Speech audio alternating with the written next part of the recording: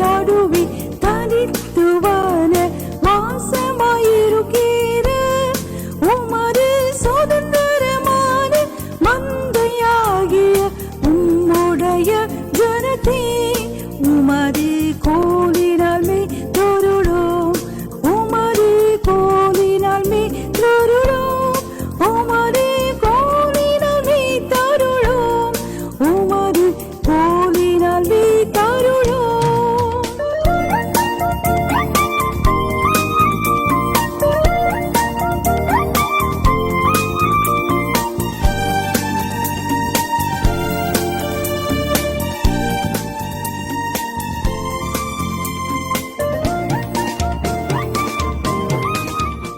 உபத்திரவப்பட்டவனை உயிர்ப்பியும் உன்னதரே. உபத்திரவப்படுகிறவனை அவர் உயிர்ப்பிக்கிற தேவன். சங்கீதக்காரர் சொல்லுகிறார் 119, 107, Psalm 119, 107, நான் மிகவும் உபத்திரவப்படுகிறேன். கர்த்தாவே, உம்முடைய வசனத்தின்படியே என்னை உயிர்ப்பி. நான் மிகவும் உபத்திரவப்படுறேன். I am afflicted much. Lord, revive me by thy word. இன்றைக்கும் கர்த்தருடைய வார்த்தையை அனுப்பி நம்மை உயிர்ப்பிக்கிறார். சங்கீதம் 22, 24 வாசிக்கிறோம். Psalm 22, verse 24, உபத்திரப்பட்டவனுடைய உபத்திரவத்தை அவர் அற்பமாய் எண்ணாமலும் அருவருக்காமல் தம்முடைய முகத்தை அவனுக்கு மறைக்காமலும் இருந்து தம்மை நோக்கி அவன் கூப்பிடுகையில் அவனை கேட்டல்லுகிறார். நம்ம உபத்திரப்படும் போது அவர் நம்ம உபத்திரவத்தை ரொம்ப அற்பமாக என்ன பெரிய, உனக்கு என்ன பெரிய பாடா, நான் ரொம்ப தான் அழட்டிக்கிறிய என்று அவர் எண்ணாமல் அது அருவருக்காமல், நீ இவ்வளோ கஷ்டப்படுற அந்த கஷ்டத்தை பார்த்து அருவருக்காமல் தம்முடைய முகத்தை நமக்கு மறைக்காமல் நம்முடைய ஜெபத்தை கேட்டு நமக்கு பதில் அளிக்கிறார். அதனால தான் எக்ஸடஸ் Chapter 4, verse 31, இஸ்ரவேல் ஜனங்கள் ஆளோட்டிகள் நிமித்தமாக எகிப்தில் உபத்திரவப்படும் போது ஆண்டவர் இறங்கி வந்து அந்த உபத்திரவத்திலிருந்து அவர்களை விடுவிக்கிறார். Psalm 31, verse 7, சங்கீதம் 31, 7, உமது கிருபைகளை கலிகூர்ந்து மகிழ்வேன். நீர் என் உபத்திரவத்தை பார்த்து என் ஆத்தும வியாகுலங்களை அறிந்திருக்கு. கர்த்தர் என் உபத்திரவத்தை காண்கிறார், என் ஆத்தும வியாகுலங்களை அறிந்திருக்கிறார். சங்கீதம் 34, 17, Psalm 34, verse 17, நீதிமான்கள் கூப்பிடும்போது கர்த்தர் கேட்டு அவர்களை அவருடைய எல்லா உபத்திரவங்களுக்கும் நீங்களாக்கி விடுகிறார். நீதிமான் கூப்பிடும்போது. பிரியமானவர்களே, ஒரு அருமையான தேவனுடைய தாசனோடு பேசும்போது ஒரு நாள் நான் சொன்னேன், ஒரு சங்கீதத்தை பற்றி சொல்லும்போது சுந்தரையா சொன்ன ஒரு வார்த்தை, சங்கீதக்காரன் போகிற பாதைகளை போனால்தான் சங்கீதங்களை புரிந்து கொள்ள முடியும். என்ன உபத்திரனுடைய வாழ்க்கையில் தாயை விட்டு, தகப்பனை விட்டு, மனைவியை விட்டு, பிள்ளையை விட்டு, குடும்பத்தை விட்டு துரத்தப்பட்டு காட்டில் போய் அங்கே அந்த புல்லுலும் இலையிலும் படுத்து குருவி படுக்கிற மாதிரி குருவி படுக்கைன்னு இருக்கு. அவ்வளவு உபத்திரம். அவன் போகிற பாதையில் போனால்தான் சங்கீதத்தை புரிந்து கொள்ள முடியும் என்று பிறகு கேள்விப்பட்ட அடிக்கடி அவர் அந்த வார்த்தையை சொல்ல ஆரம்பித்தார். ஆம்பிரியமானவர்கள் எவ்வளவோ உபத்திரம், ஆனாலும் உபத்திரப்படுகிறவனை அவர் உயிர்ப்பிக்கிறார். ஏன் இவ்வளோ உபத்திரம் நம்முடைய வாழ்க்கையில் வருது? கடந்த வாரத்தில் 2 குறிப்பு பார்த்தோம். ஒன்று சங்கீதம் 38 பார்த்தோம், என் மதி இனத்தினால என் புண் அழுகி நாற்றம் எடுக்குது. இதாங்க ஃபர்ஸ்ட் அண்ட் ஃபோர்மோஸ்ட். நம்ம உபத்திரவங்களுக்கு காரணம் நம்ம மதியினம். பிரியமானவர்களே, நான் ஒரு முறை வேடிக்கையாக சொன்னேன், யாரோ செய்வனை வச்சுட்டாங்க, செய்வனை, நான் ஏன் இவ்வளோ கஷ்டப்படுறேன், செய்வனை. யாரோ செய்த வினை இல்லை, நம்ம படுகிற கஷ்டங்களுக்கு அதிகமாக காரணம் நம்ம செஞ்ச வேணை, அதான் செய்வினை. அதில் தான் கஷ்டப்பட்டுருக்கோம். நம்முடைய மதி இனத்தினாலே நம்முடைய புண் அழுகி நாற்றம் எடுக்குது. ஒரு நாள் ஒரு சபையில் ஆராதனைலாம் முடிஞ்சு எல்லோரும் போயிட்டாங்க. பின்னால் ஒரு ஆள் உட்கார்ந்து அழுதுகிட்டே இருக்காங்க. இந்த பாஸ்டர்மாருக்கு அவங்க பிரசங்கத்தை கேட்டு எல்லாரும் சிரித்தாலும் சந்தோஷமாக இருக்கும், அழுதாலும் சந்தோஷமாக இருக்கும். ஒரு ரியாக்ஷனுமே இல்லாமல் உட்காந்துருந்தால் கொஞ்சம் கஷ்டமாக இருக்கும். அதுக்கு தூங்கிட்டால் கூட கொஞ்சம் பரவாயில்ல மாதிரி இருக்கும். சரி தூங்கிட்டாங்க, ஆனால் அவங்க பிரசங்கத்தை கேட்கணும் அப்படியே சிரிக்கிறாங்க, இல்லை மன உடைஞ்சு அழுறாங்க, ஒரு சந்தோஷமாக இருக்கும். இப்படி ஒருத்தர் அழுதுகிட்டே இருக்கிறத பார்த்தோன்னா இந்த பாஸ்டருக்கு ஒரு சந்தோஷம், இப்படி அழுதுகிட்டு இருக்காரு, எல்லாம் போன பிறகு கூட உட்காந்து அழுறாரு, ஆண்டவர் ரொம்ப பேசிட்டார் போல் அப்படின்னு சொல்லி எந்திரிச்சுக்கிட்ட பண்ணார். போய் பார்த்தா பிசாசு உட்காந்து அழுதுகிட்டு இருந்திருக்கு. இவருக்கு ரொம்ப சந்தோஷமாச்சு, நம்ம பிரசங்கத்தில் பிசாசே மனம் திரும்பிட்டான் போல் அப்படின்னு பிசாசை பார்த்து, ஏன்பா மனம் உடஞ்சி போயிட்டியா, ஏன் இப்படி அழுதுகிட்டு இருக்காங்க, ரொம்ப உடஞ்சிட்டாங்க, என்ன ஆச்சு? இங்கே வந்து உட்கார்ந்து உங்கள் சபையில் சாட்சிக்கு நேரம் கொடுத்தீங்க, நம்ம சபையில் இல்லை அது வேறு சபை, சாட்சிக்கு நேரம் கொடுத்தீங்க, சாட்சியை கேட்டு உடஞ்சிட்டேன், என்னப்பா அப்படி உடஞ்சி போயிட்டேன்?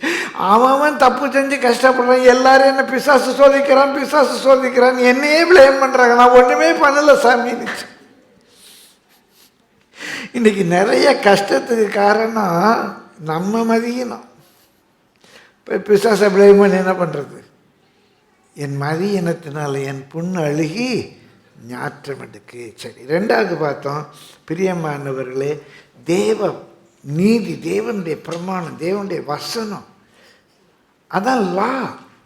த whole universe, the spirit world is bound by the law of God. எப்படி புவியீர்ப்பு விசை, மிதப்பின் விதி எல்லாம் விதி இருக்குதோ, அதே மாதிரி ஸ்பிரிச்சுவல் லா. அந்த ஸ்பிரிச்சுவல் லாஸை நம்முடைய வாழ்க்கையில் அப்ளை பண்ணாததுனால நமக்கு கஷ்டம். இப்போ டிராஃபிக் லா இருக்குது, டிராஃபிக் லாவை அப்ளை பண்ணலன்னா நமக்கு கஷ்டம், மற்றவங்களுக்கு கஷ்டம். லாஸ் ஏன் கஷ்டப்படுறோம்? அந்த ஸ்பிரிச்சுவல் லாஸ், வேதத்தில் கொடுக்கப்பட்டிருக்கிற பிரமாணங்களை நம்ம கை கொள்ளாதன. நேற்று இரவு கூட ஒரு டாக்டர்கிட்ட பேசிட்டு இருக்கும்போது சொன்னேன், நமக்கெல்லாம் பிரமாணம் கிடையாது, பிரமாணம் கிடையாதுன்னு சொல்கிறது இட்ஸ் அ டிமானிக் டீச்சிங். அதே வேர்டு யூஸ் பண்ண, டிமானிக். அது பேய்த்தனத்துக்கு அடுத்த உபதேசம். பிரமாணத்தின் மேல் பிரமாணம், கற்பனையின் மேல் கற்பனை, இங்கே கொஞ்சம் அங்கே கொஞ்சம், இதுதான் நம்மளை ஷேப் பண்ணி நம்மை தேவனை போல மாற்று. வார்த்தை மாம்சமாகும். தேவனிடத்தில் வார்த்தை இருக்குது, அந்த வார்த்தை மாம்சமாகணும். நம்ம வார்த்தை, நம்முடைய அந்த லாஸை நம்ம அப்ளை பண்ணாதனால நம்முடைய வாழ்க்கையில் கஷ்டம் இருக்குது, பிரச்சனைகள் இருக்குது, உபத்திரம் இருக்குது. சரி, நேரம் கருதி வேகமாக கடந்து போவோம். மூன்றாவதாக நம்ம உபத்திரப்படுவதற்கான காரணம் என்ன? வாசிங்க நீதிமொழிகள் 14:12. நீதிமொழிகள் 14:12. செம்மையாய் தோன்றுகிற வழி உண்டு, முடிவோ மரண வழி. மனுஷனுக்கு செம்மையாய் தோன்றுகிற வழி உண்டு, அதனுடைய முடிவோ மரண வழிகள். குறிச்சிக்கோங்க, 16:25 நீதிமொழிகள், அங்கேயும் இதே வசனம் சொல்லப்பட்டிருக்கும். மனுஷனுக்கு செம்மையாய் தோன்றுகிற வழிகள் உண்டு, அதனுடைய முடிவோ மரணம். மெனி அ டைம் நம்முடைய வாழ்க்கையில் நமக்கு நெருக்கம், கஷ்டங்கள் வர்றதுக்குள்ள ஒரு காரணம், நமக்கு செம்மையாய் தோன்றுகிற வழிகளை நம்ம எடுத்துக்கிறோம். அதெல்லாம் பைபிளில் போட்டிருக்கோம், அப்படிலாம் நடக்க முடியாது. ஊழியக்காரர் சொல்வார், அவருக்கு என்ன வேலை இல்லை, அவருக்கு என்ன தெரியும் நம்ம சூழ்நிலை என்று சொல்லி அநேக வேளைகளில் நமக்கு எது சரின்னு தோன்றுதோ அதை நம்ம செய்துட்டு போயிட்டே இருக்கோம். இது எனக்கு சரி, I know this is right, எனக்கு இது சரி என்று நான் செய்கிறதுனால பிரியமானவர்களை அநேக வேளைகளில் நம்ம நெருக்கத்தில் மாட்டிக்கொள்ளுகிறோம், உபத்திரத்தில் மாட்டிக்கொள்ளுகிறோம். ஒரு மிக அருமையான ஒரு பைபிள் பேசேஜ் உண்டு, ஏசாயா 50ஆம் அதிகாரம். ஏசாயா 50ஆம் அதிகாரம் 10-11 வாசிப்போம். எல்லாரும் எடுத்துக்கொள்ளுங்க, வாசியங்கள். ஏசாயா. உங்களில் எவன் கர்த்தருக்கு பயந்து, உங்களில் எவன், இங்கே இருக்கிறதுல யாரு? உங்களில் எவன் கர்த்தருக்கு பயந்து அவருடைய தாசனின் சொல்லை கேட்டு, உங்கள் பாஸ்டருடைய சொல்லை கேட்டு, உங்கள் பாஸ்டர் சொன்ன இப்படி செய்ப்பா, இந்த பிஸ்னஸ் செய்ய, இந்த பிஸ்னஸ் செய்யாது, ஏதோ ஒன்று சொல்கிறார். உங்களில் எவன் கர்த்தருக்கு பயந்து அவருடைய தாசனின் சொல்லை கேட்டு, தனக்கு வெளிச்சம் இல்லாததினால், அவருடைய தாசன் சொல்கிறாரு, நீ இந்த பிஸ்னஸ் செய்யலாமா, இந்த பிஸ்னஸ் செய்ய வேண்டிய ஏதோ ஒரு ஆலோசனை சொல்கிறார். ஆனால் உனக்கு அதில் வெளிச்சம் இல்லை, இப்போ வச்சுக்கோ, நம்ம இளவரசர் இருக்கார், அவருக்கு கர்த்தர் ஒரு வார்த்தை வச்சுருக்கார் பைபிளில், இப்படி செய்யணும்னு. உங்களுக்கு கர்த்தருக்கு அவர் பயப்படுற மனுஷன், கர்த்தருடைய தாசனுடைய சொல்ல கேட்குறார். ஆனால் அவருக்கு அதில் என்ன இல்லை, வெளிச்சம் இல்லை, உடன்பாடு. அதெல்லாம் சரி வருமா, பாஸ்டர் சொல்கிறாரு, அதெல்லாம் சரி வருமா யோசிக்கிறார். உங்களில் எவன் கர்த்தருக்கு பயந்து அவருடைய தாசனின் சொல்லை கேட்டு தனக்கு வெளிச்சம் இல்லாததினாலே இருட்டிலே நடக்கிறானோ. இப்போ அவன் நடக்கிறான், இருட்டில் உட்கார்ந்துடல, நடக்க ஆரம்பிச்சிட்டான். யாருடைய சொல்ல கேட்டு நடக்கிறான்? தேவனுடைய தாசனுடைய சொல்ல கேட்டு நடக்கிறான். ஆனால் அவனுக்கு அதில் வெளிச்சம் இல்லை. ஆனால் அவன் யார்? அவன் இங்கே என்ன போட்டிருக்கவன் யார்? கர்த்தருக்கு பயப்படுறவன், கர்த்தருக்கு பயப்படுறவன். பிரியமானவர்களே, ரொம்ப நல்லா கவனிங்க. இயேசு கிறிஸ்து பட்ட பாடுகளினாலே கீழ்ப்படிதலை கற்றுக்கொண்டு, ஒரு பெரிய ஆவிக்குரிய ரகசியம், இயேசு கிறிஸ்து பட்ட பாடுகளினாலே கீழ்ப்படிதலை கற்றுக்கொண்டு அவர் அநேகருக்கு ரட்சிப்பின் அதிபதியானார். He has become the அதிபதி, பிரின்ஸ் ஆஃப் சால்வேஷன், ரட்சிப்பின் அதிபதியானார். இப்போ எனக்கு வெளிச்சம் இல்லை, தாசனுடைய சொல்ல கேட்குறேன், என் பாஸ்டர் சொன்னார் கேட்குறேன். அதெல்லாம் முடியுமாங்க? நிறைய சாட்சி சொல்ல முடியும். 2 சாட்சி சொல்கிறேன் சுருக்கமாக. நான் சென்ட் ஜார்ஜஸில் ஒர்க் பண்ணும்போது எம்எஸ்சி கண்டிப்பாக பிடிக்கணும். பச்சையப்பஸ் காலேஜில் ரொம்ப வில்லிங்காக, சென்ட் ஜார்ஜஸ் எதிர இருக்குது, அவங்க என்னை ஈவினிங் காலேஜில் எடுத்துக்கிறேன்ட்டாங்க. Just cross the road saint ஜார்ஜஸில் நான் டார்மெட்ரி மாஸ்டர். எல்லாம் ரெடி பண்ணிட்டேன். எங்கள் பாஸ்டர்கிட்ட வந்து சொல்கிறேன். அப்போவே நான் சொல்லியிருக்கேன்ல, ஈவினிங் எல்லாம் நிறைய இடங்களுக்கு பிரசங்கம் பண்ணுவேன், வீட்டு கூட்டங்கள் எல்லாம் பிரசங்கம் பண்ணுவேன். எனக்கு 23 வயசு இருக்கும். பிரியமானவர்களே, ஜோவுடைய டீச்சர்னா அப்போ பாஸ்டர் வந்து அப்ளிகேஷன்லாம் நிரப்பிட்டு எங்கள் பாஸ்டர் வந்து கொடுக்குறேன், அப்ளிகேஷனை கொண்டு கொடுக்குறேன், ஜோம் பண்ணுறக்காக. ஈவினிங் காலேஜ் சேர போகிறேன். பாஸ்டர் அந்த அப்ளிகேஷன் வாங்கி இப்படி தூரப்பட்டார் டேபிளில். பைபிள் என்ன வாசி? பாரமான யாவற்றையும் தள்ளி நிறுத்து. இது ஒரு பேர்டன் தானே, உனக்கு தேவையா இது? அவன் கேட்குறது என்கிட்ட. இப்படி பார்க்க தேவையாது? இப்போ வாங்குற சம்பளம் போதாதா? இந்த வேலை போதாதா உனக்கு? நீ செய்கிற ஈவினிங் செய்த ஊழியத்தில் நீ யார் செய்வா? சரி பாஸ்டர், கர்த்தர் நாம மகிமைக்காக சொல்கிறேன். அந்த அப்ளிகேஷனை தூக்கி தூர போட்டேன். எம்எஸ்சி படிக்கலை, அதனால் நான் ஒன்றும் குறைஞ்சி போகல. பெரிய ஒரு நிர்பந்தத்தின் அடிப்படையில் கடைசியில் பிஜி பண்ணியே ஆகணும் அப்படின்னு எனக்கு ஒரு நெருக்கம் வரும்போது, பிரின்ஸிபால் போஸ்ட் வந்துச்சு. ஓப்பனாக சொல்கிறேன்னே, அதுக்கு பிஜி பண்ணி ஆகணும். ஸோ இங்கிலீஷ் லிட்ரேச்சர் பிஜி எழுதினேன், நல்ல மார்க் வாங்கினேன், சர்டிஃபிகேட் கூட வாங்கலை, அதுக்குள்ளே ஊழியத்துக்கு வந்துட்டேன். அந்த எம்ஏ பிஜி ரிசல்ட்டே எனக்கு பிரயோஜனமாக இல்லை. ஆனால் பிஜி படிக்கலாமா படிக்க வேண்டாமான்னு சொல்லலை. எங்கள் பாஸ்டர் வேண்டான்னு சொன்னார், நான் எம்எஸ்சி படிக்கலை மேத்ஸில். அதே போல் ஒரு முறை குன்னூரில் ஒரு ஜாப் இன்டர்வியூ, பாஸ்டர்கிட்ட சொல்லிட்டு தான் இன்டர்வியூக்கு போனேன். ஸ்டெயின்ஸ் ஸ்கூல் இன்டர்வியூவில் செலக்டட். அன்றைக்கு நான் இங்கே ஸ்டேட் போர்டோட எனக்கு சம்பளம் கூட பெர்க்ஸ்லாம் வச்சு எனக்கு கர்த்தருடைய கிருபை. ப்ரைவேட் ஸ்கூலில் ஸ்டேட்டில் எவ்வளோ சம்பளமோ அதை விட நான் கூட தான் வாங்கினேன். பிரியமானவர்களே, அங்கே நான் லேண்டில் வாங்கிக்கிட்டு இருந்த என்ன சம்பளமோ அதே மாதிரி டபுள் ஆச்சு. இன்றைக்குள்ள கணக்கில் இங்கே சொன்னால் அங்கே 1 லட்சம்னா அங்கே 2 லட்சம். எப்படி கொடுத்தாங்க? எனக்கு போர்டிங் மாஸ்டர்னு போஸ்ட் கொடுத்தா அதுக்கு ஒரு தனியாக அலவன்ஸ், சிஸ்டருக்கு ஒரு வேலை கொடுத்து, பாஸ்டர்மாக்கு அங்கே ஒரு வேலை கொடுத்து அவங்களுக்கு ஒரு தனியாக அலவன்ஸ், ஹில் அலவன்ஸ் தனி, இப்படி எல்லாம் கூட்டி டபுள் த சேலரி கொடுத்தாங்க.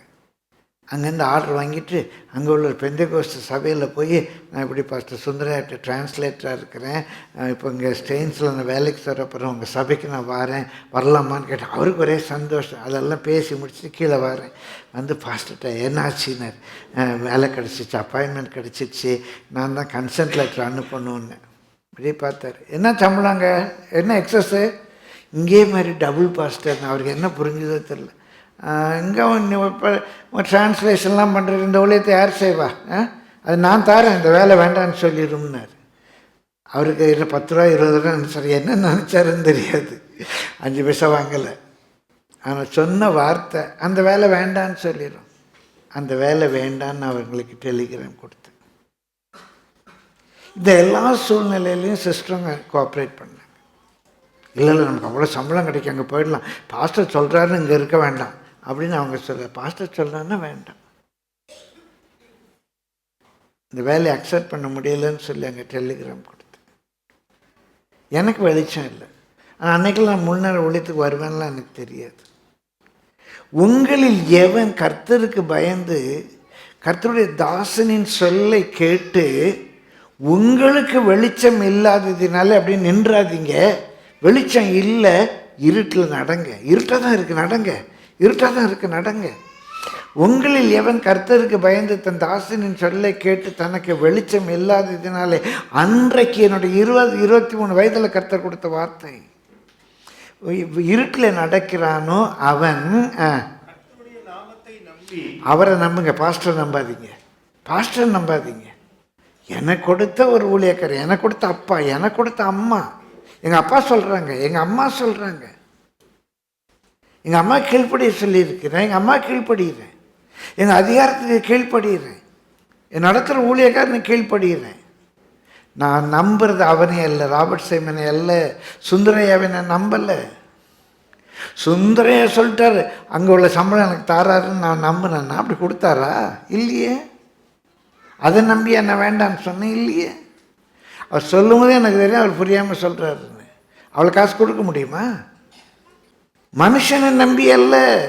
உங்கள் எவன் தனக்கு வெளிச்சம் இல்லாததுனால இருட்டு நடக்கிறானோ அவன் கர்த்தருடைய நாமத்தை நம்பி தேவனை சார்ந்து கொள்ள கடவுள். தேவனை சார்ந்து கொள். பாஸ்டர் சார்ந்து கொள்ளாது, உனக்கு ஆலோசனை சொன்னவளை சார்ந்து கொள்ளாது. நீங்கள் தானே சொன்னீங்க, நீங்கள் தானே சொன்னீங்கன்னு சண்டை போடாது. எனக்கு கர்த்தர் தந்த எங்கள் அப்பா சொன்னார், எனக்கு கர்த்தர் தந்த எங்கள் அம்மா சொன்னாங்க, எனக்கு கர்த்தர் தந்த ஊழியக்காரர் சொன்னாங்க. உங்களில் அவன் கர்த்தருக்கு பயந்து அவருடைய தாசனின் சொல்லை கேட்டு தனக்கு வெளிச்சம் இல்லாததினாலே இருளிலே நடக்கிறானோ அவன் கர்த்தருடைய நாமத்தை நம்பி தன் தேவனை சார்ந்து கொள்ள கடவன். உடனே எனக்கு இருட்டா இருக்கேன்னு சொல்லி ஒரு தீக்குச்சியை கொளுத்தி, ஒரு டார்ச் அடிச்சு, ஒரு கேண்டில் ஏற்றி, இதோ நெருப்பை கொளுத்தி அதில் ஒரு லைட் கிடச்சிருச்சு. ஆஹா, இது செய்யலாம், இந்த பிஸ்னஸ் செய்யலாம், நம்ம இப்படி பண்ணலாம், நம்ம அப்படி பண்ணலாம் அப்படின்னு அந்த இருட்டில் நீங்களே ஒரு மேட்ச் பாக்ஸ், ஒரு தீக்குச்சியை கொளுத்தி அதை அப்படி சுற்றி லைட் வந்துருச்சு. இப்போ ஒரு லைட் இருக்கு. அக்கினி பொறிகளால் சூழ்ந்து இருக்கிற நீங்கள்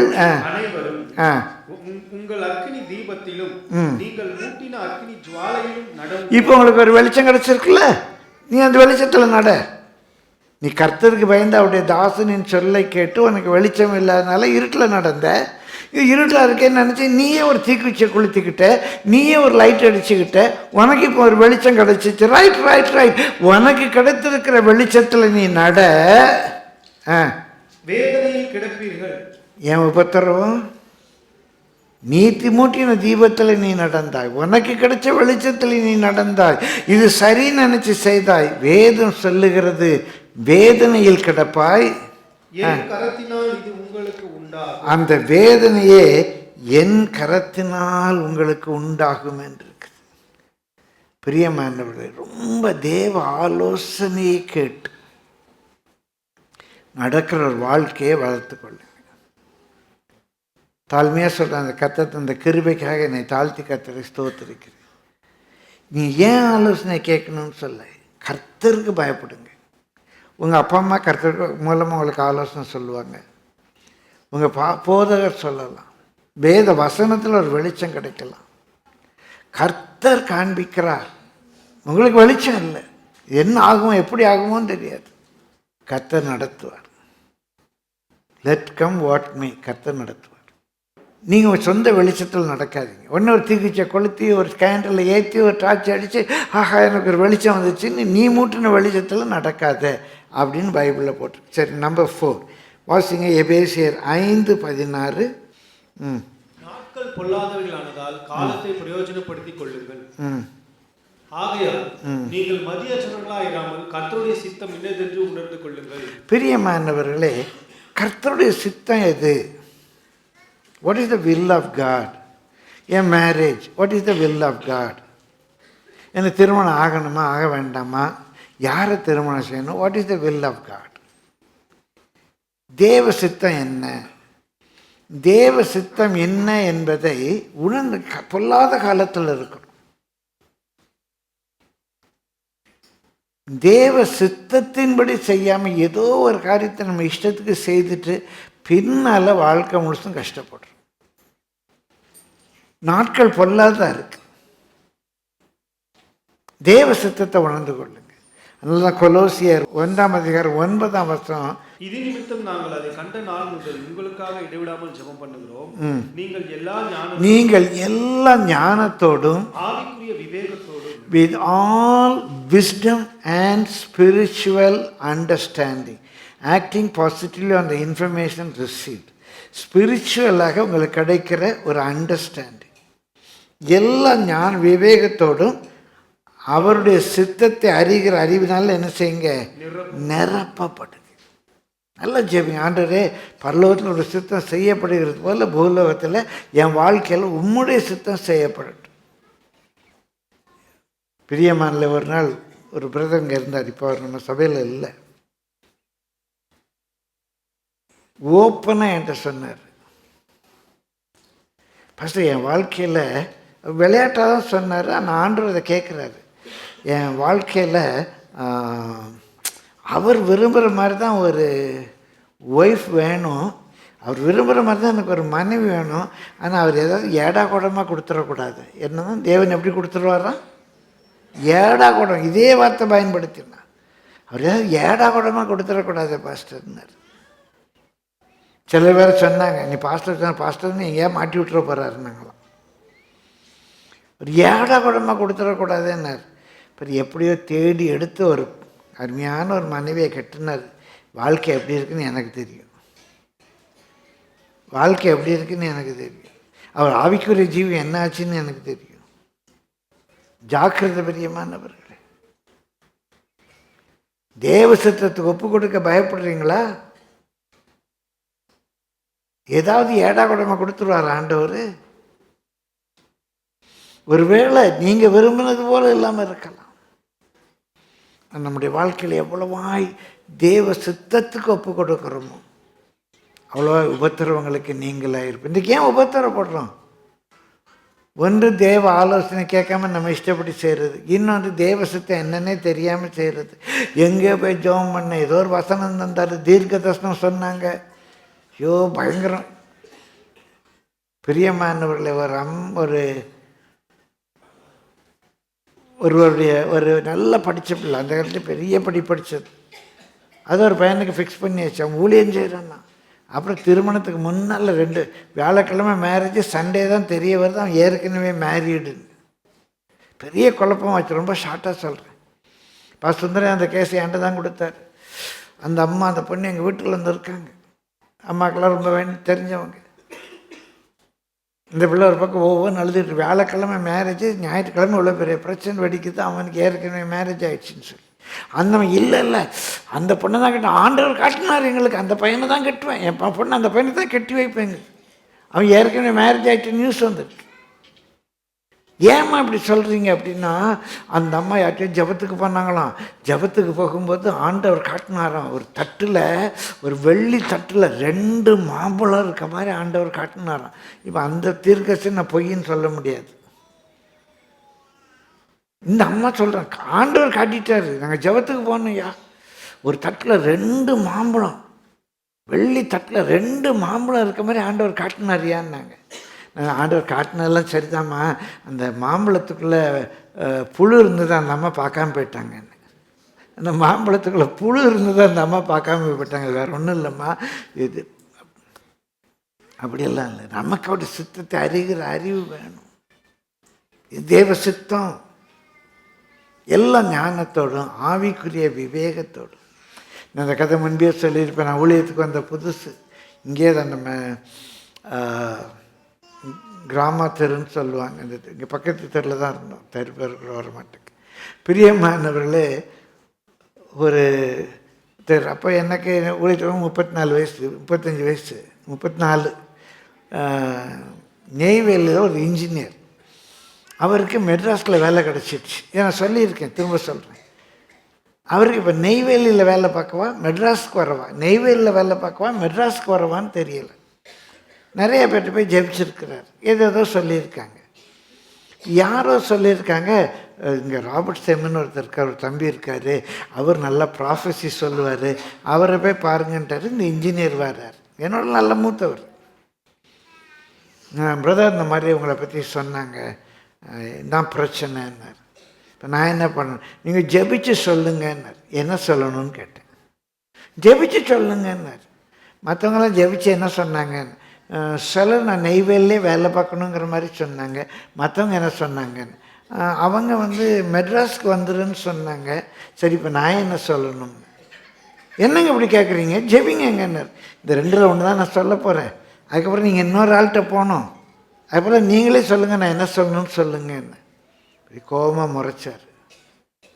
நான் சொன்னேன், உங்களுக்கு நெய்வேலி வேலை தந்தது யாருன்னு. ஆண்டவர் தான் எனக்கு நெய்வேலியில் வேலை கொடுத்தாருன்னார். இப்போ எதுக்கு நீங்கள் மெட்ராஸ் ஜாபுக்கு அப்ளை பண்ணீங்கன்னு? நெய்வேலியில் ஆண்டவர் தானே வேலை கொடுத்தாரு. இப்போ எதுக்கு நீங்கள் மெட்ராஸுக்கு அப்ளை பண்ணீங்க? ஆண்டர்கிட்ட கேட்டு அப்ளை பண்ணீங்கன்னு. இல்லைன்னார். போங்க போய் நெய்வேலியில் வேலை பாருங்கன்ட்டு. ஜெபம் பண்ணுங்க. இல்லை இதுக்கு ஜெபம்லாம் ஒன்றும் வேணாம். நெய்வேலியில் ஆண்டர் வேலை கொடுத்துருக்கோம், நீங்கள் எதுக்கு மெட்ராஸுக்கு அப்ளை பண்ணீங்க? அதான் குழப்பத்துக்கே காரணம். ஆண்டர் சுத்தமான மெட்ராஸ் கொண்டு வருவார், நீங்கள் போங்கன்ட்டு. ஒரு ஸ்பிரிச்சுவல் அண்டர்ஸ்டாண்டிங் வேணும். வெறுமனே பைபிளை திறந்தவர் வசனம் வந்துச்சு, அந்த வசனத்தை கொண்டு கர்த்தரோடு பேசினார். ஒரு அவசரமாக பொண்ணு பார்க்க போனானா, பொண்ணு பார்க்க போகும்போது பைபிளை திறந்தானா, யூதாஸ் காரியத்தை 4 கொண்டு நின்று செத்தானிச்சான். நல்லா தான் வந்திருக்கு. ஐயோ இந்த வசனம் சரியில்லை, மூடி வச்சுட்டு திரும்ப திறந்தானா. திரும்ப திறந்தானா, அவன் செய்தது போல் நீயும் செய்வாயாக இருந்துச்சான். சச்ச வேண்டான்ற ஸ்தோத்திரம், அன்றே நல்ல வசனமாக தாரும், நல்ல வசனமாக தாரும், செபிச்சுட்டு தந்தான், நீயும் அப்படியே செய்யணும் வந்துச்சான். இவன் இந்த நியூ இயருக்கு நிறைய சபையில் இந்த கிளி இச்சோஷம் பார்க்குற மாதிரி தட்டு வச்சுருப்பாங்க, வாக்குத்த தட்டை வரிசையாக ஜெபம் பண்ணி வரிசையாக வாக்குத்த தட்டை எடுத்துக்கணும். வரும்போதே ஜெபம் பண்ணிட்டு வருவாங்க. ஸ்தோத்திரம் ஸ்தோத்திரம் ஸ்தோத்திரம், ஆண்டவரே எனக்கு நல்ல வாக்குத்தத்தை வரணும் ஆண்டவரே, ஜெபம் பண்ணிவிட்டு அந்த வாக்குத்த தட்டையை எடுப்பாங்க. அவங்களுக்கு அந்த வாக்குத்தத்தம் பிடிக்கலைன்னா கீழே போட்டு 100 அட்டை எடுத்துக்கோங்க. இப்படியெல்லாம் தேவ சித்தத்தை பார்க்கக்கூடாது. எல்லா ஞானத்தோடும் ஆவிக்குரிய விவேகத்தோடு என்னை குறித்த தேவ சித்தம் என்ன, அப்படி தேவ சித்தம் இல்லாமல் நிறைய காரியங்களை செஞ்சு தான் நம்ம மாட்டிக்கணும். ரொம்ப பிடிச்ச ஒரு வசனம் உண்டு, பலமுறை சொல்லியிருக்கேன், இன்னொரு முறை சொல்கிறேன். ரோமர் 12:2 வேகமாய் வாசியுங்க. நீங்கள் இந்த பிரபஞ்சத்துக்கு ஒத்த வேஷம் தெரியாமல் தேவனுடைய நன்மையும் பிரியமும் பரிபூரணமுமான சித்தம் இன்னது. ஒரு செக்லிஸ்ட் வச்சுக்கோங்க. நீங்கள் என்ன செய்தாலும் சரி, நீங்கள் என்ன பிஸ்னஸா, உங்கள் ட்ரெஸ்ஸிங்கா, எதுவும் அங்கே குறிப்பாக நம்முடைய சர்வ பரிசுத்தத்தை பற்றி சொல்லியிருக்குது. ஆனால் பொதுவாக இந்த செக்லிஸ்ட் எல்லாத்துக்கும் வச்சுக்கோங்க. உங்கள் மனம் புதிதாகிறதுனால, because your soul is renewed, your psyche is renewed, because your inner man is renewed, உங்கள் உள்ளான மனுஷன் புதுப்பிக்கப்படுறதுனால you get a spiritual revelation. உங்கள் மனம் புதிதாகிறதுனால இப்போ உங்கள் ஆக்ஷனில் எல்லாம் ஒரு டிரான்ஸ்ஃபர்மேஷன் வரட்டும். This is a message on transformation. You get transformed because of the renewing of your mind. You are transformed. Every transform, don't conform to the fashions of the world. It is not conforming to the fashion of the world, it is transforming. அங்கே 2 வார்த்தை பயன்படுது. Conform, don't conform to the fashions of the world, to the ideas of this world, to the principles of this world.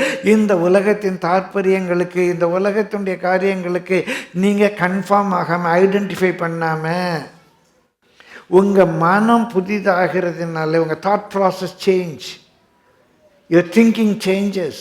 உங்கள் மனம் புதிதாகிறதுனால transform. எப்படி transform ஆகணும்? ஒரு checklist வச்சுக்கோங்க. உங்கள் மனம் புதிதாகிறதுனால தேவனுடைய நன்மை. இதை நான் செய்கிறது தேவனுக்கு நல்லதா? இதனால ஏதாவது பிரயோஜனம் உண்டா?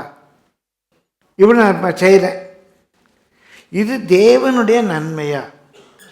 ரெண்டாவது, எஸ்னா டிக் பண்ணிக்கோங்க. இதனால தேவனுக்கு ஏதாவது பிரயோஜனம் இருக்கா? டிக் பண்ணிக்கோங்க. நீங்கள் எப்படி வேண்டுமானாலும் வாழுங்க, அது தேவனுக்கு நன்மையா?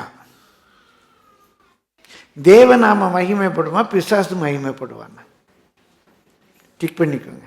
ரெண்டாவது, அவருக்கு பிரியமா? தேவனுக்கு பிரியமா? யார் எப்படி, நான் எப்படி இருக்கணும், என்ன குறித்து அவர் ஒரு பிளான் வச்சிருக்காரு. Is it good for God? Is it all pleasing to God? தேவனுடைய நன்மையும் பிரியமும். மூன்றாவது, பரிபூர்ண சித்தம். Is the perfect will of God? Is it the perfect will of God concerning me? Tick பண்ணிக்கோங்க. பிரியமானவர்களை, நம்ம உபத்திரப்படுறதுக்கு ஒரு காரணம், நம்ம அநேக காரியங்களை தேவ சித்தத்தை அறிந்து நடக்காததுனால நம்முடைய வாழ்க்கையில் உபத்திரம் வருது. மற்ற 7:21, 22, 23 நல்ல ஊழியம் செய்யலாம், பிசாசை துரத்தலாம், வியாதியஸ்தரை சுகமாக்கலாம், மரித்தோரை உயிரோடு எழுப்பலாம். ஆனாலும் ஆண்டவர் முன்னால் நிற்கும்போது அக்கிரம செய்கைக்காரரை உங்களை அறியேன்பார். என்ன அக்கிரமம் செஞ்சாங்க? பிசாசை துரத்துனாங்க, வியாதியஸ்தரை சுகமாக்குனாங்க, மரித்தோரை உயிரோடு எழுப்புனாங்க. அவங்கள பார்த்து ஆண்டவர் சொல்கிறாராம், அக்கிரம செய்கைக்காரன் அவங்களை அறியேன். ஏன்? நீங்கள் பிதாவின் சித்தத்தை செய்யலை, பிதாவின் சித்தத்தை செய்யலை. நம்முடைய வாழ்க்கையில் புதிய ஆண்டுக்குள்ளே பிரவேசிக்கும் போது தீர்மானத்தோடு கூட பிரவேசிப்போம். நேரம் கருதி சற்று வேகமாக நான் போகிறேன். இன்னொன்று உபத்திரத்துக்கு காரணம், சங்கீதம் 25:19 வாசியுங்க. சங்கீதம் 25:19. என் சத்துருக்கள் பாரும், அவர்கள் பெருகிருந்து உக்கிர பகையாய் என்னை பகைக்கிறார்கள். சங்கீதம் 69:4 வாசிங்க. நிமித்தம் இல்லாமல் என்னை பகைக்கிறவர்கள் என் தலைமையிலும் அதிகமாயிருக்கிறார்கள். ஒரு ரீசனும் இல்லாமல் என்னை பகைக்கிறவர்கள் என் தலைமை, அவர் தலைமையில் எவ்வளோ இருந்துச்சு நமக்கு தெரியல, அவர் தலைமயிரிலும் அதிகமாக இருக்கிறார்கள். வீணாக எனக்கு சத்துக்களாகி என்னை சங்கரிக்க வேண்டும் என்று இருக்கிறவர்கள் பலத்திருக்கிறார்கள். நான் எடுத்துக்கொள்ளாததை நான் கொடுக்க வேண்டியதாயிற்று. நான் எடுத்துக்கொள்ளவே இல்லை, என்கிட்ட போய் பிளேம் பண்ணுறாங்க, நான் எடுத்துக்கொள்ளாதே கொடுக்க வேண்டியதாயிற்று. சங்கீதம் 109:3. பகை உண்டாக்கும் வார்த்தைகளால் என்னை சூழ்ந்து கொண்டு, பகை எனக்கு அப்படி பகை உண்டாக்குற வார்த்தைகளால் என்னை சூழ்ந்து கொண்டு முகாந்திரம் இல்லாமல் என்னோட போர் செய்கிறார்கள். ஒரு முகாந்திரம் கூட இல்லை, ஏன்றாலும் சண்டை போட்டுட்டு இருக்காங்க, என்னோடு போர் செய்கிறார்கள். 119:78. அகங்காரிகள் என்னை பொய்களினால் கெடுக்க பார்த்தபடியால், பொய் சொல்லி என்னை அழிக்க பார்க்குறாங்க. வேலை ஸ்தலத்தில், குடும்பத்தில், ஊழியத்தின் பாதையில் பொய்களினால் என்னை கெடுக்க, என்னென்னா அழிக்க பார்க்குறாங்க. அதே சங்கீதம் 161. பிரபுக்கள் காரணமில்லாமல் என்னை துன்பப்படுத்தினார்கள். என் ஆஃபீஸர்ஸ், மேனேஜர்ஸ், பிரபுக்கள் காரணம் இல்லாமல் என்னை துன்பப்படுத்துகிறாங்க. சத்துருக்களால் பகைக்கப்படுறோம். பிரியமானே, பக்தி இல்லாதவன் என்னோடு கூட வழக்காடுறான், நான் ஒடுங்கி போக வேண்டியதாக இருக்கு. ஏன் எனக்கு இவ்வளோ பிரச்சனை? பொய்யினால என்னை கெடுக்க பார்க்குறாங்க, என்னை அழிக்க பார்க்குறாங்க, பொய் பேசி என் வாழ்க்கையை அழிக்க பார்க்குறாங்க. நிமித்தம் இல்லாமல் என்ற சண்டைக்கு வர, காரணமே இல்லாமல் என்ற சண்டைக்கு வர்றாங்க. ஏன் எனக்கு இப்படியெல்லாம் நடக்கு? ஏன் இவ்வளோ பயங்கரமான சத்துருடைய போராட்டம்? பிரியமானவர்களே, இது ஏன் என்னை வேதனைப்படுத்து, ஏன் என்னை உபத்திரப்படுத்துது? ரொம்ப ரொம்ப ஒரு முக்கியமான பேசேஜ் உங்களுக்கு காட்டித்தரேன். நேரம் கருதி கொஞ்சம் வேகமாக நான் போகிறேன். பிரியமான ஏசாயா 9ஆம் அதிகாரம். ஏசாயா 9:6 தான் பார்க்குறோம். நமக்கு ஒரு பாலகன் பிறந்தார், நமக்கு ஒரு குமாரன் கொடுக்கப்பட்டார், கர்த்தர் தோளின் மேல் இருக்கும், அவர் நானும் அதிசயமான எட்ஸட்ரா எட்ஸட்ரா. இதை சொல்லிட்டு 8 அவர் சொல்கிறாரு பாருங்க, வாசிங்க. ஆண்டவர் யாக்கோபுக்கு ஒரு வார்த்தையை அனுப்பினார், அது இஸ்ரவேலின் மேல் இறங்கிற்று. கர்த்தருடைய வார்த்தை தேவன் அனுப்பினார், அது இஸ்ரவேலின் மேல் இறங்கிற்று. செங்கல் கட்டு இடிந்து போயிற்று. செங்கல் கட்டு இடிந்து போயிற்று. பொழிந்த கற்களாலே திரும்ப கட்டுவோம். காட்டத்தி மரங்கள் வெட்டி போடப்பட்டது, அவைகளுக்கு பதிலாக கேதுரு மரங்களை வைப்போம் என்று. இப்போ என்ன நடக்கு பாருங்க. முதலாவது பொழிந்த செங்கல் கட்டு இடிந்து போயிற்று. நல்ல செங்கல் வச்சு ஒரு பில்டிங் கட்டியிருந்தேன், எவனோ வந்து அதை இடிச்சு போட்டான். காட்டத்தி மரம் வச்சுருந்தேன், அதை வெட்டி போட்டான். ஏதோ ஒரு போராட்டம் வருது. இது ஒரு சின்ன பெல் அடிக்கணும் உங்களுக்கு. நம்பர் 1 குறிச்சிக்கோங்க. நமக்கு வருது இந்த உபத்திரம் ஒரு வாணி. நல்ல பொழிந்த கற்களால் கட்டுறோம், அது எந்த பயிலும் வந்து இடிக்கான். நல்ல வீட்டில் மரம் வைக்கிறோம், எவனோ வந்து வெட்டி போடுறான். இது நமக்கு ஒரு பெல் அடிக்கு. ஏன் இப்படி நடக்கு, ஏன் இப்படி போராட்டம் வருது? இந்த பெல்லு அடித்த உடனே நம்ம என்ன பண்ணுறோம்? திரும்ப அந்த வசனம் வாசிங்க. செங்கல் கட்டு இடிந்து போயிற்று, பொழிந்த கற்களாலே திரும்ப கட்டுவோம். நான் உடனே என்ன யோசிக்கிறேன்? நீ இடிக்கிறியாடா, நான் திரும்ப கட்டுறேன். My response. நீ இடிக்கிறியா, நான் திரும்ப கட்டுறேன். அதே மாதிரி காட்டத்தி மரம் வெட்டி போடப்பட்டது, அவைகளுக்கு பதிலாக கேதுரு மரங்களை வைப்போம். நீ காட்டத்தி மரத்தை தான்டா வெட்டி போட்ட, பாரு நான் கேதுரு மரத்தை வச்சு காட்டுறேன் பாரு. நம்ம ரெஸ்பான்ஸ். அவன் இடிக்கான், நான் கட்டுவேங்கிறேன். அவன் வெட்டுறான், நான் இன்னும் வைப்பேங்கிறேன். இது என்னுடைய ரெஸ்பான்ஸ்.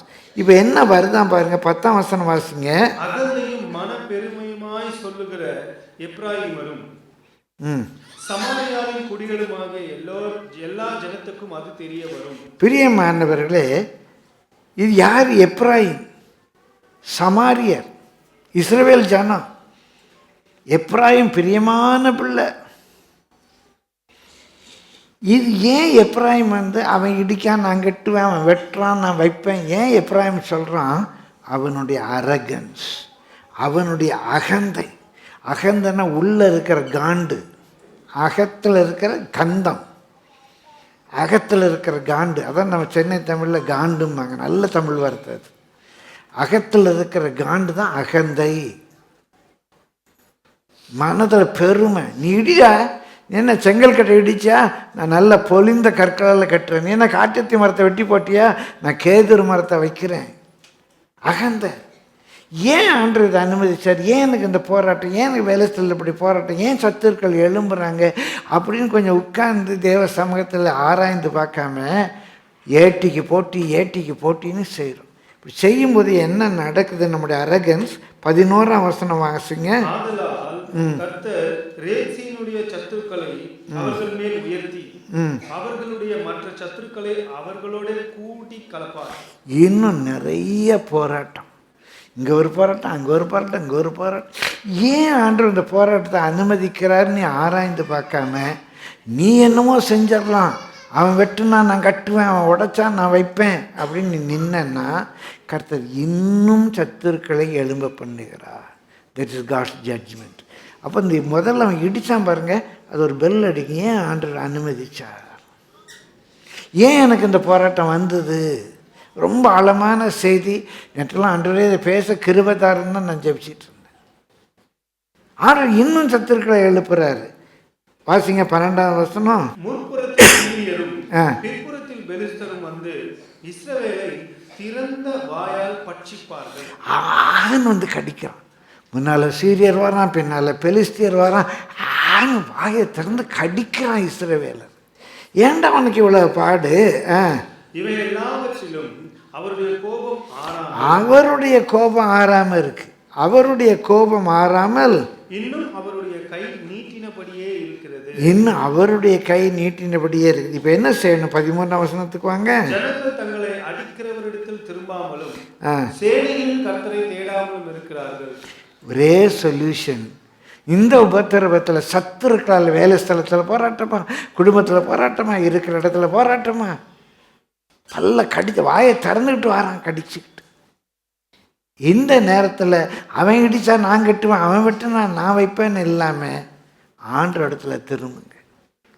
ஆண்டவர் என்ன சொல்கிறாருன்னு கேளுங்க, அவரை தேடுங்க. ஆண்டவர் இப்போ என்ன செய்யணும்னு கேளுங்க. ஆண்டவர் பிரியமான கர்த்தருடைய பரிசுத்த நாமத்துக்கு மகிமை உண்டாவதாக கண்டிப்பாக வழி நடத்துவார்.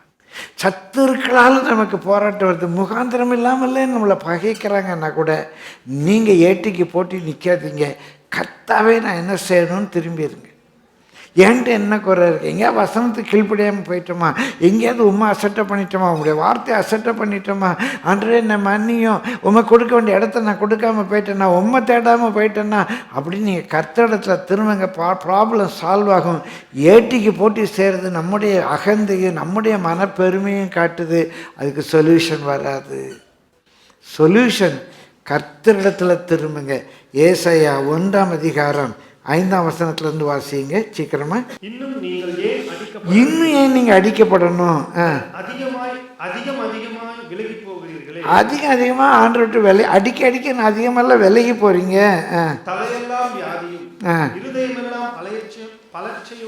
சொல்ல ஐயோ மண்டையில் என்னமோ பண்ணுது, தலையெல்லாம் வியாதியாக இருக்குது, இருதயம் வீக்காக இருக்கனால எதுவுமே யோசிக்க முடியலை. அப்படியே பைபிளில் இருக்குது பாருங்கள், உங்களை தான் எழுதி வச்சுருக்கு, என்ன தான் எழுதி வச்சுருக்கு. இருதயம் எல்லாம் பலட்சமாக இருக்கிறது. ஐயோ டென்ஷனுக்கு மேலே டென்ஷன், காலே கீழே வைக்காமல் நான் கஷ்டப்பட்டேன்.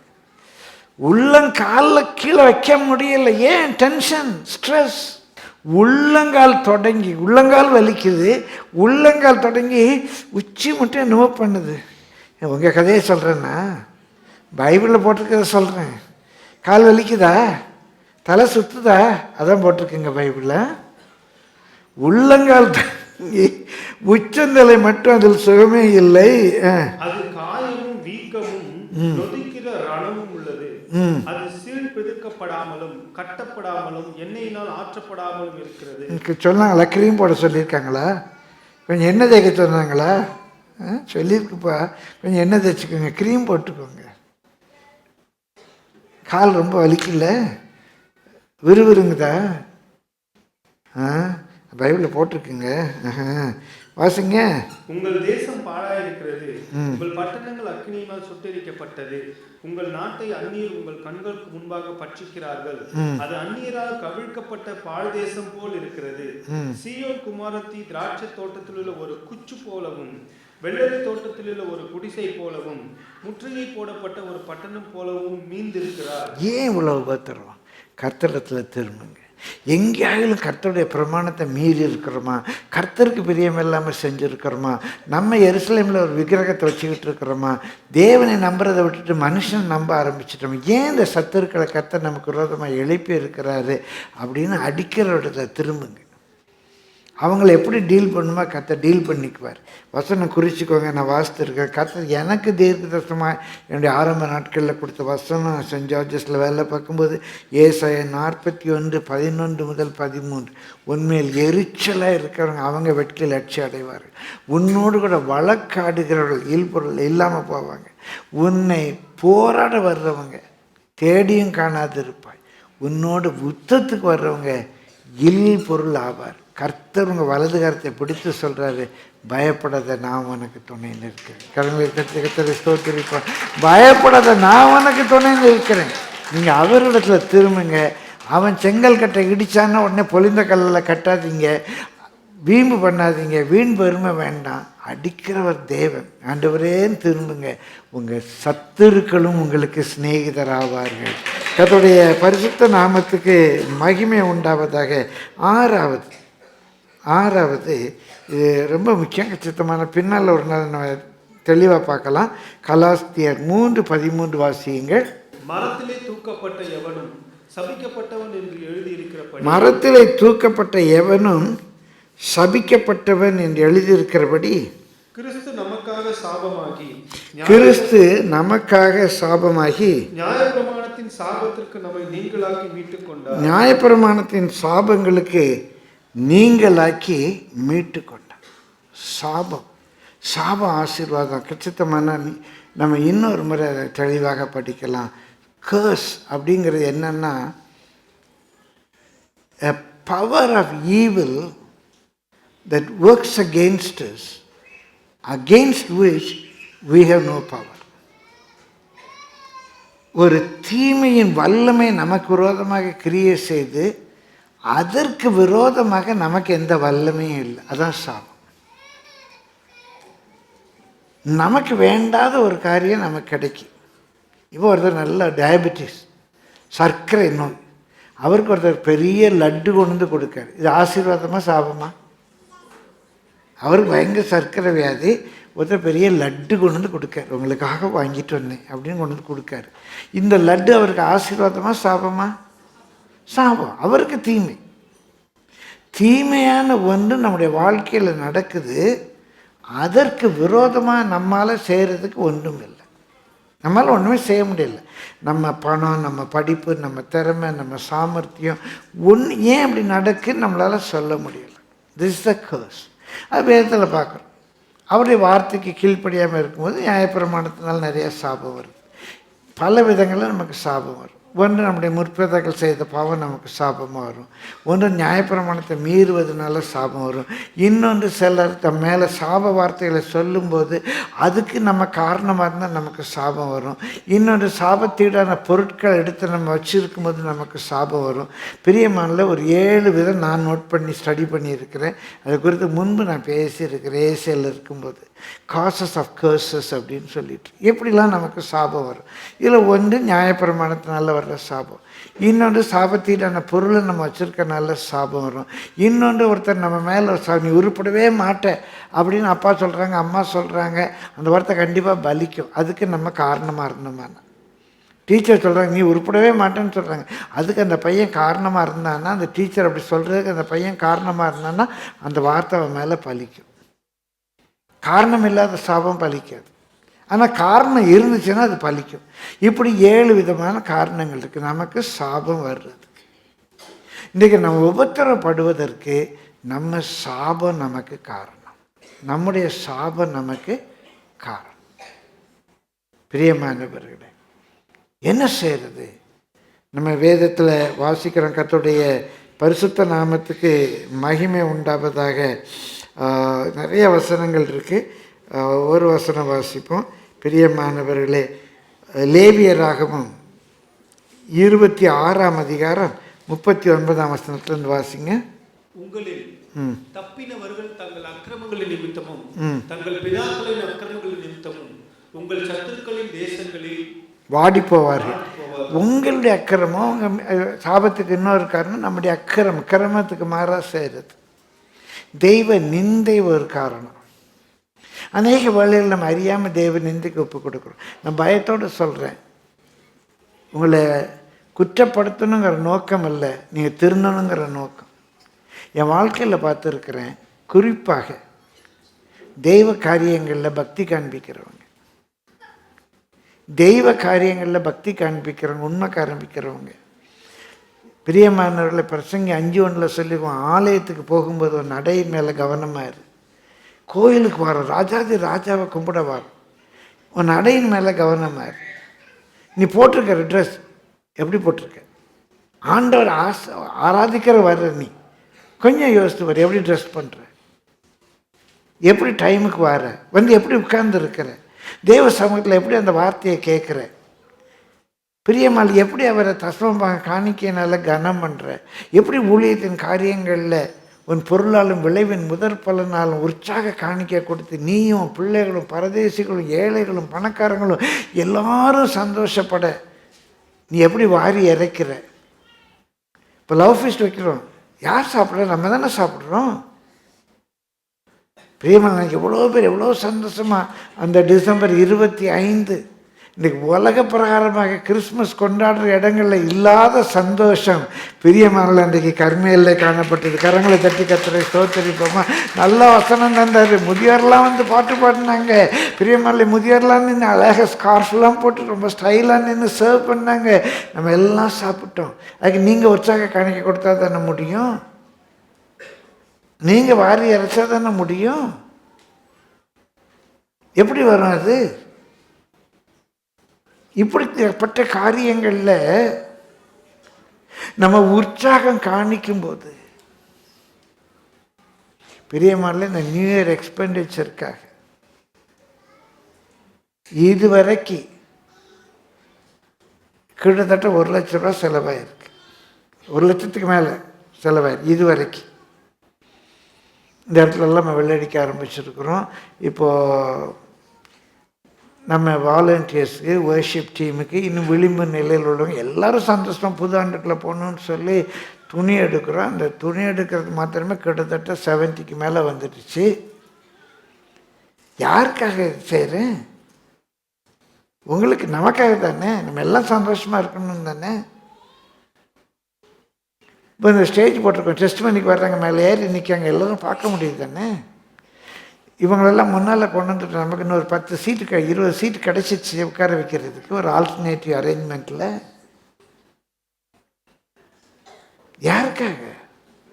அப்போ நீங்கள் தானே உற்சாகமாக செய்யணும்.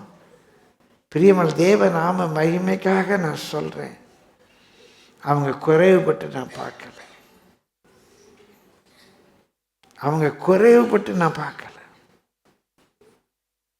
ஆனால் நம்ம இடத்துல அக்கிரமம் இருக்குமா, நம்ம பிதாக்களிடத்தில் அக்கிரமம் இருக்குமானா கர்த்தருடைய சாபம் நம்ம மேலே வருது. இங்கே ஆராதனை நடக்கும்போது வெளியே நின்று பேசிக்கிட்டு இருக்காங்க, கர்த்தர் எப்படி ஆசீர்வதிப்பார். ஒரு ஆஃபீஸரை பார்க்க போகணும், ஒரு மினிஸ்டரோட மீட்டிங் கூப்பிட்டுருக்காரு, ஒரு கல்யாணத்துக்கு போகணும், என் ட்ரெஸ்ஸில் நான் கவனம் செலுத்துகிறேன், ஆண்டவரை தொழுது கொள்ளணும், எப்படியோ ஏனோ தானோன்னு நான் வாரேன். ஆண்டவர் பார்க்க மாட்டாரா? நான் உனக்கு எஜமான், நான் எனக்குரிய கனம் எங்கேன்னு கேட்க மாட்டாரா? நான் போடுற ட்ரெஸ்ஸை குறித்து பயப்படுவேன். இப்படி தான் ட்ரெஸ் பண்ணணும், வெளில தான் உடுத்தணும்னு நான் சொல்லலை. ஆனால் நான் ஆண்டவரை ஆராதிக்க போகிறேன், அதுக்கு நான் உடுத்தணுங்கிற எண்ணம் வருதா? Just a question. A mindset, a logical reasoning. A logical reasoning, young people. A logical reasoning. என்னுடைய அக்கிரமம், என் பிதாக்களுடைய அக்கிரமம். நான் ஃப்ளைட்டுக்கு அப்படி போவேனா? ஏனோ தானு போவேனா? பரப்பட முடியலன்னு சொல்லி எக்ஸ்கியூஸ் பண்ணிட்டு இருப்பேனா? இந்த ரோட்டை தாண்டினா வீடு பிந்தி வர்றாங்க. எவ்வளோ தூரத்துலேருந்து வர்றவங்க 9 மணிக்குள்ளே வர்றாங்க. சாபம் வாசற்படியில் படுத்திருக்கும் தம்பி, தங்கச்சி, சாபம் வாசற்படியில் படுத்திருக்கும். ஆண்டவர் ஏனதானே நான் தொழுது கொள்வது? நீ ஆலயத்துக்கு போகும்போது நடையை குறித்து கவனமாயிரு. இப்படி உள்ள சாபங்கள் வரும்போது அங்கே வாசிக்க நேரம் அவர் சொல்கிறாரு, உன் அக்கிரமத்தையும் முற்பிதாக்களின் அக்கிரமத்தையும் ஆண்டவர்கிட்ட அறிக்கை பண்ணி ஜெபம் பண்ணுப்பா, கர்த்தர் விடுவிப்பார். இயேசு கிறிஸ்துவினால சாபத்திலிருந்து விடுதலை. வெறும் நியாயபரமான சாபம் மாத்திரம், நிறைய சாபம் இருக்குது.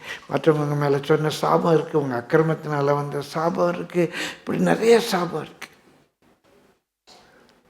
தேவன் உங்களை விடுவிப்பார்.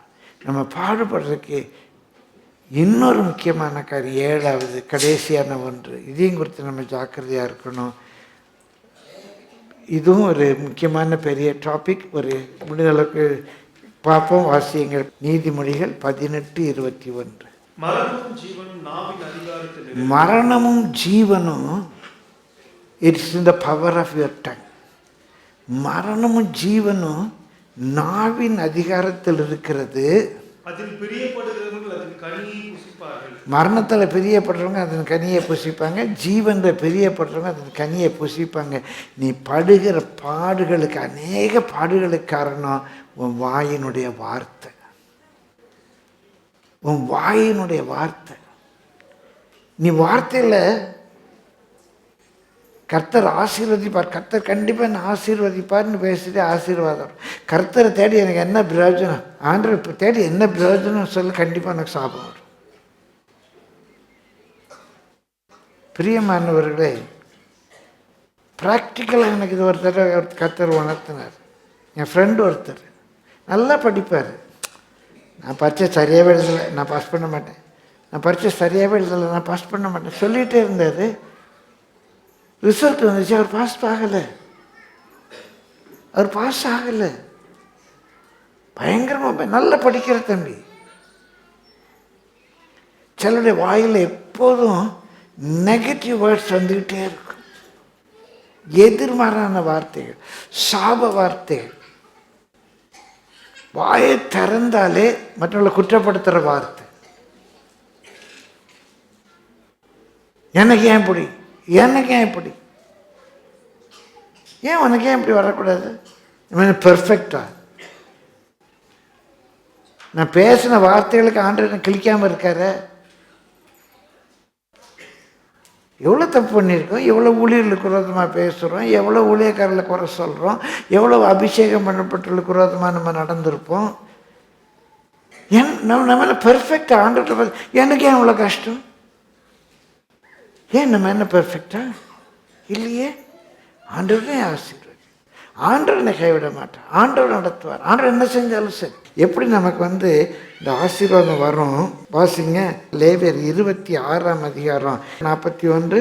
அவர்கள் எனக்கு எதிர்த்து நடந்தபடியினால் நானும் அவர்களுக்கு எதிர்த்து நடந்து அவர்களுடைய சத்துருக்களின் தேசத்திலே அவர்களை கொண்டு போய் விட்டதையும் அறிக்கையிட்டு விருத்த சேதனம் இல்லாத தங்கள் இருதயத்தை தாழ்த்தி தங்கள் அக்கிரமத்துக்கு கிடைத்த தண்டனையை நியாயம் என்று ஒத்துக்கொண்டார். ஆண்டவர் எனக்கு கிடைச்ச தண்டனை நியாயம் ஆண்டவர். இன்னைக்கு நான் கஷ்டப்படுறது சரியா ஆண்டவர், நான் செஞ்ச தப்பு, ஏன் எனக்கு இவ்வளோ கஷ்டம், ஏன் எனக்கு இவ்வளோ கஷ்டம். ஆண்டவர் நம்ம அநியாயக்காரர் மாதிரி, ஆண்டவர் நம்ம அநியாயமாக தண்டிக்கிற மாதிரி நிறைய பேருடைய டயல். எனக்கே இவ்வளோ கஷ்டம். நீ படுகிற கஷ்டம் நியாயம்னு ஒத்துக்க. அந்த வசனத்தை குறிச்சிக்கோங்க, திரும்ப வாசிங்க. எதிர்த்து நடந்தபடியினால் நானும் அவர்களுக்கு எதிர்த்து நடப்பேன்.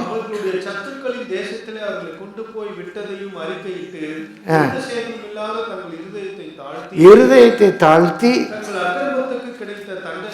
என் அக்கிரமத்துக்கு கிடைத்த தண்டனையை நியாயம் என்று ஒத்துக்கொண்டால்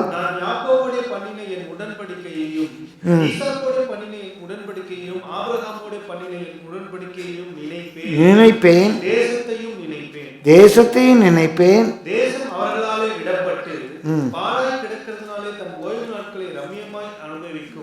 அவர்களின் நியாயங்களை அவமதித்து அவர்களுடைய ஆத்துமா என் கட்டளைகளை வெறுத்தபடியினால் அடைந்த தங்களுடைய அக்கிரமத்தின் தண்டனையை நியாயம் என்று ஒத்துக்கொள்ளுவார்கள். தாங்க அடைந்த தண்டனை நியாயம் ஆண்டவர், எனக்கு கிடைச்ச தண்டனை நியாயம். நீர் அநியாயம் செய்யவே மாட்டீர். நான் என்ன தப்பு பண்ண எனக்கு தெரியல, என் தப்பை என்னை காட்டித்தாருன்னு கேட்கலாம். நான் என்ன தப்பு, என் தப்பை என்னை காட்டித்தாருன்னு கேட்கலாம். நம்ம வாயின் வார்த்தைகளை குறித்து ரொம்ப ஜாக்கிரதையாக இருக்கும். மரணமும் ஜீவனும் நம்ம நாவின் மாறுத்திரத்தில் இருக்கு. There is power in our time. தம்பி ஒரு நிமிஷம் வாங்களேன், தம்பி ஒரு நிமிஷம் வாங்க. நான் எதுக்கு கூப்பிட்டேன்னு அவருக்கு தெரியாது. ஒரு வார்த்தையை அனுப்புனேன், தம்பி ஒரு நிமிஷம் வாங்க அப்படின்னு. அந்த வார்த்தை அவர் காதுக்குள்ளே போச்சு. அங்கிள் எதுக்கும் நம்மளை கூப்பிட்றாங்க, என்னத்துக்கு கூப்பிட்றாங்கன்னு தெரில. அங்கிள் தாத்தாவை ஏதோ ஒன்று கூப்பிட்றாங்க, எதுக்கு கூப்பிட்றாங்கன்னு தெரில. உடனே அங்கேருந்து வந்திருக்கார். தேங்க்யூ தம்பி, போங்கன்னு கையை காட்டும் போயிட்டார். பிடிச்சா தள்ளுன்னு அதை தாங்க அந்த நூற்றுக்கதிவு சொன்னான். நீர் ஒரு வார்த்தை சொல்லும், என் வியாதிக்காரன் பிழைப்பான். ஒருவன் நான் வான்னு சொன்னால் வாரான், ஒருவனை போன்னு சொன்னால் போகிறான். என் வார்த்தைக்கு இவ்வளோ வல்லமை இருக்குது. தம்பி இங்கே வாங்க தம்பின்னு வந்துட்டாங்க. சரி தம்பின்னு தோலை தட்டுறதுக்குள்ளே போயிட்டாங்க. என் வார்த்தைக்கு இவ்வளோ வல்லமை இருக்குது. உங்கள் வார்த்தைக்கு வல்லமை உண்டு, உங்கள் வார்த்தைக்கு வல்லமை உண்டு. பிரியமானவர்கள், இயேசு கிறிஸ்துவை இருதயத்தில் விசுவாசித்து நாவினாலே அறிக்கை பண்ணினால் ரட்சிக்கப்படும். நம்ம இன்றைக்கு படுகிற கஷ்டங்களுக்கெல்லாம் காரணம் ஒருவேளை நம்முடைய நெகட்டிவ் வேர்ட்ஸ் இருக்கலாம். 23ஆம் சங்கீதத்தினுடைய பெரிய ஆசீர்வாதம். அதில் ப்ராஃபஸி கிடையாது, இன்ஸ்ட்ரக்ஷன்ஸ் கிடையாது, பெரிய ரெவலேஷன்லாம் கிடையாது. Only positive statement. கர்த்தரை மேய்ப்பராக இருக்கான தாழ்ச்சி அடையேன். அவர் என்னை புல்லுள்ள இடங்களில் மேய்த்து அமர்ந்த தண்ணியில் உண்டு என்னை கொண்டு போய் விடுவார். அவர் என் ஆத்மாவை தேற்றி என்னை நீதியின் பாதையில் நடத்துவார். நான் மரண பள்ளத்தாக்கில் நடந்தாலும் ஒன்றும் பயப்பட மாட்டேன். ஆண்டவர் என்னோடு கூட இருக்கிறார். அவருடைய கோலம் அவருடைய தடியை என்னை தேற்றும். என் சத்துருக்களுக்கு முன்பாக அவர் எனக்கு ஒரு நல்ல ஃபீஸ்ட் வைப்பார், நல்லா விருந்து வைப்பார். என் தலையை எண்ணெயால் அபிஷேகம், என் பாத்திரம் நிரம்பி வழியுது. என் ஜீவனுள்ள நாளெல்லாம் நன்மையும் கிருபையும் தான் என்னை தொடரும். முழுவதும் பாசிட்டிவ் ஸ்டேட்மெண்ட். இன்றைக்கி உலகத்திலேயே எல்லாரும் அதிகமாக நம்புகிற ஒரு வேத பகுதி உண்டு என்றால் அது 23ஆம் சங்கீதம் தான். உங்கள் வாயில் நல்ல வார்த்தைகளை பேசுங்க, உருவாக்கும் வார்த்தைகளை பேசுங்க, கொலைக்கும் வார்த்தைகளை பேசாதீங்க, பாசிட்டிவாக பேசுங்க. கர்த்தருடைய விசுவாசத்தை அறிக்கை பண்ணுங்க, விசுவாச வார்த்தைகளை பேசுங்க, விசுவாச வார்த்தைகளை அனுப்புங்க. வீட்டுக்குள்ளேயே பிரியமான உலகப்பிரகாரமாக சொல்ல பேராசைக்காலத்தில் இருக்குது. அந்த வீட்டில் என்ன வைப், என்ன வைப்ரேஷன் இருக்குது? இதால் positive vibration or negative vibration? What is the vibe in your house? எப்போ பார்த்தாலும் எனக்கு இப்படி, எங்கள் அப்பா சரியில்லை, எங்கள் அம்மா சரியில்லை, என் பிள்ளை சரியில்லை, பாஸ்டர் சரியில்லை, சர்ச்சு சரியில்லை, யாருமே சரியில்லை, எல்லாரும் சரி, நீ தான் சரியில்லை. எல்லாரும் தப்புன்னு சொல்கிறாங்கன்னா ஒரே ஒரு காரணம், நீ தப்புன்னு அர்த்தம். இன்னும் ஒரு சிலர் இருக்காங்க, யாரும் சரியில்லை, நானும் சரியில்லை. பாசிட்டிவ் என்னோட தேவன் எனக்கு சுச்சுவேஷனை கொடுத்துருக்காரு, ஆண்டவர் பார்த்துக்குவார். பிரியமான 7 காரியங்கள் நம்ம பார்த்தோம் நம்ம உபத்திரவத்தை. இதை தாண்டி இதான் 7 தான் நான் சொல்ல, இன்னும் இருக்கலாம். இதையும் தாண்டி ஆண்டவர் சில வேளை நம்ம வாழ்க்கையில் சில பாடுகள் கஷ்டங்களை அனுபவிக்கலாம். அது எப்படி வித்தியாசமாக தெரியும்னா, we will rejoice over it. அது ரொம்ப சந்தோஷமாக இருக்கும். இப்போது 2க்கு வித்தியாசத்தை சீக்கிரமாக சொல்கிறேன், நல்லா கவனிங்க. யாரும் உங்களுக்கு ஒரு பனிஷ்மெண்ட் கொடுக்குறாங்க, 5 நாள் நீ காலையில் 10 மணிலேருந்து 5 மணி வரைக்கும் வெயிலில் நிற்கணும், நீ செஞ்சதுக்கு தண்டனை. சார் பேசாத போ, காலைல 10 மணிலேருந்து 5 மணி வரைக்கும் வெயிலில் நிற்கணும். உன் மேலே எல்லாம் கல்லெல்லாம் எறிவாங்க, ஒரு 6 அங்கலத்துக்கு ஒரு சின்ன பலகை தரேன், நீ உனக்கு திறமை இருந்துச்சுன்னா அந்த பந்தெல்லாம் கல்லெல்லாம் தட்டிக்கோ. அவன் உன் மேலே சுற்றி நின்று கல் எறிவான். நீ காலைல 10லேருந்து 5 வரைக்கும் வெயிலில் தான் நிற்கணும், சரியா? அப்படின்னா நிற்க முடியாது, உடஞ்சிரும். ஆனால் இதே ஒரு கிரிக்கெட் மேட்ச் வருது, நான் தான் ஓப்பனிங் பேட்ஸ்மேன், காலையில் 10 மணிலேருந்து 5 மணி வரைக்கும் நின்று விளையாடுறேன். அவன் 100 கிலோமீட்டர் ஸ்பீடில் பாலை போடுறான், ஒரு 6 அங்கல பலகையை வச்சுட்டு நான் தடுக்கிறேன், அடிக்கிறேன். 3 நாள் opening batsman, not out batsman, 3 நாள் வெயிலில் நின்றுட்டேன். அடுத்த 2 நாள் பேட்டிங் ஃபீல்டிங், நான் ஃபீல்ட் பண்ண நிற்கிறேன். 5 நாள் நான் வெயிலில் நிற்கிறேன். Man of the match award, man of the series award வருது, சந்தோஷம். அதே வெயில் தான், அதே 10லேருந்து 5 வரைக்கும் வெயிலில் நிற்கிறது தண்டனை என்று சொல்லும்போது உங்களால் தாங்க முடியலை, தண்டனை என்று சொல்லும்போது தாங்க முடியல. அதே 10லேருந்து 5 நாள் ஒரு போராட்டம், உங்களுக்கென்று ஒரு ட்ராஃபி இருக்குது, உங்களுக்கென்று ஒரு பரிசு பொருள் இருக்குது. அந்த பரிசு பொருள், அந்த கப்பை பார்க்குறீங்க. 5 நாளும் 10லேருந்து 5 மணி வரைக்கும் வெயிலில் நிற்க ரெடியாக இருக்கிறீங்க. பிரியமல், அந்த மைண்ட் டிஃப்ரென்ஸ் தான் கர்த்தரால் நமக்கு வர்ற உபத்திரம். இந்த உலகத்தில் எனக்கு வர்ற பாடுகள் கொஞ்ச காலம், அந்த மகிமைக்கு முன்பாக இந்த பாடலாம் ஏமாற்றம். அந்த கப்புக்கு முன்னால் இந்த பாடலாம் ஏமாற்றம். அடிக்கிறியா அடி, மிதிக்கிறியா மிதி, துப்புறியா துப்பு, என்ன நிந்த வரட்டும் அவமானம் வரட்டும், எனக்கு ஜாலி. நான் விளையாடுறேன் பாரு, அடிக்கிறேன் பாரு பாலை, நான் கோல் அடிக்கிறேன். எனக்கு முன்பாக வைக்கப்பட்ட அந்த பந்தய பொருளின் நிமித்தமாக லாபமானதெல்லாம் நஷ்டம்னு நினைக்கிறேன். எல்லா பக்கத்தில் நெருக்கப்பட்டாலும் அடிந்து போகாமல் இருக்கிறேன். அது மைண்ட் செட் இஸ் டிஃப்ரெண்ட். உலகத்தில் உங்களுக்கு உபத்திரம் உண்டு. Be of good cheers. I overcome the world, you will also overcome the world. பிரியமானவர்களே, அந்த உபத்திரம் ரொம்ப என்ஜாயபிளாக இருக்கும். இது நிமித்தம் சந்தோஷப்பட, நல்ல போராட்டத்தை போராடினேன், விசுவாசத்தை காத்துக்கொண்டேன். நீதியின் கிரீடம், அந்த க்ரௌன், அந்த டயடம் எனக்காக வைக்கப்பட்ட. கரங்களை தட்டி கர்த்தரை ஸ்தோத்திரிப்போமா? ஹல்லேலூயா. அந்த உபத்திரம் வேற, அது ரொம்ப ஜாலியாக இருக்கும்.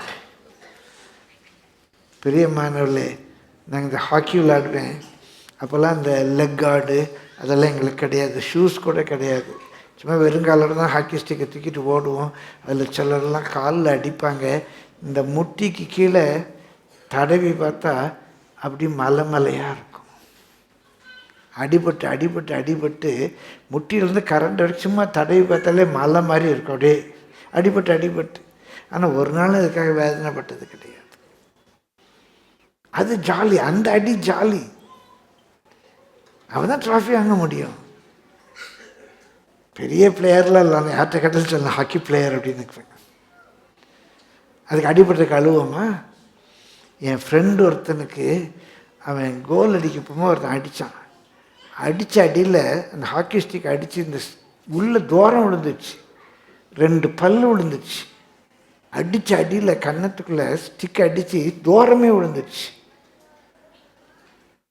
அதோட கூட அவன் கோலை போட்டுட்டு சந்தோஷப்படுற ரத்தம் கொட்டுது. பாப்பா அடிபட்டுருக்கு. அப்புறம் தான் அவனுக்கே அடிபட்டதுன்னு தெரிஞ்சிச்சு. ஏன்? அந்த கோல் போடுற சந்தோஷத்தில் இந்த அடியெல்லாம் ஒன்றும் தெரியாது. அதனால தான் அன்னைக்கு அவன் சொன்னான், I have decided to follow Jesus. No turning back, no turning back. Let come what may. Hallelujah, cross is before me, world is behind me. Patna அந்த அடி வேறு, அந்த உபத்திரம் வேறு.